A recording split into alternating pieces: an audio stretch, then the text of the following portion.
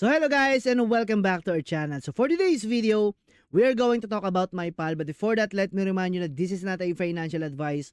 This is for entertainment and review purposes only. So always do your own research before doing anything else because crypto has a risk. So without further ado, let's get into it.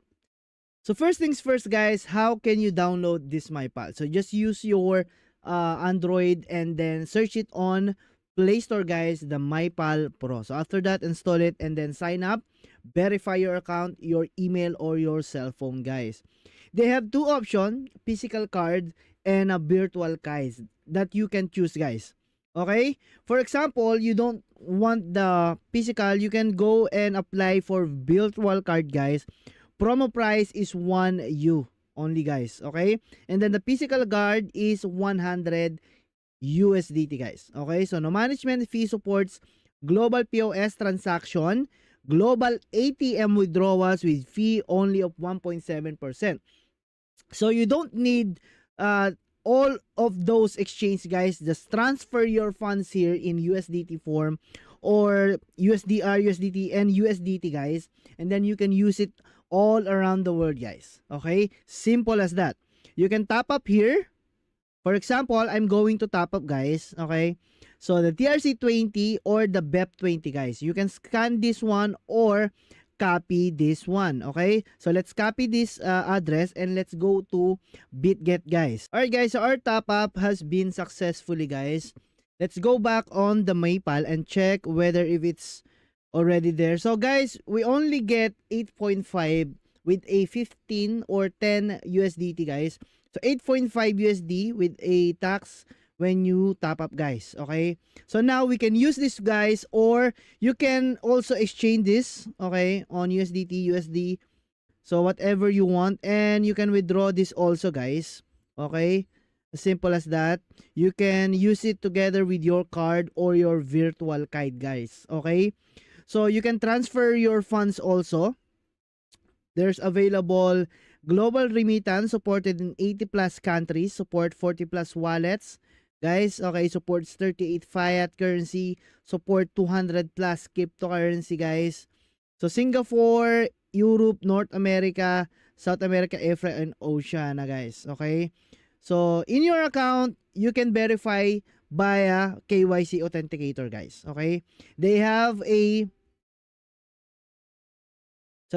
level 1 verification, okay, and then the level 2. So on level 1, support from some virtual and physical cards, e-bank wallet, remittance. So level 2, verification, support for more virtual and physical cards, e-bank wallet, remittance, no management fee for life, 5 USDT per month, and spending limit increased to 20,000 USD per transaction. And then ATM withdrawal limit increased to 3,750 USD per day guys. Okay, so you need to have a KYC guys, coupon, language settings.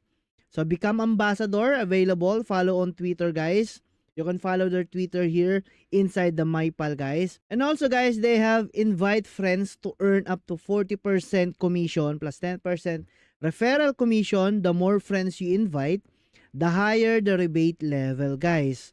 So from VIP 1, VIP 2, VIP 3, VIP 4 guys, you have remittance rebate of 0.25%. So this is your invitation code guys. Okay, you can copy this one, share it to your friends, or the link itself. You can share it to your friends, post it on Twitter, Facebook, whatever you like guys. Okay. So again, this is the MyPal wallet. You can download it on the Play Store. You can top up using TRC20, BEP20, or the Binance Pay guys. Okay? And guys, let me remind you again that the minimum deposit amount is 0.1 USDT. Top up completion, so 10-10 network confirmation, and withdrawal unlocks 10-10 network confirmation guys. Only USDT BEP20 deposits are accepted at this address. Okay? And also on TRC20, only USDT TRC20 deposit are accepted at this address.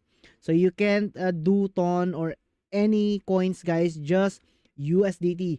You can't top up anything guys like USD or BTC guys, just USDT. Okay, so just to be clear, And also, to apply this here, so just click the apply button if you want physical card, guys. You will need to pay the shipping price, your region, first name, last name, ID tab, and ID number.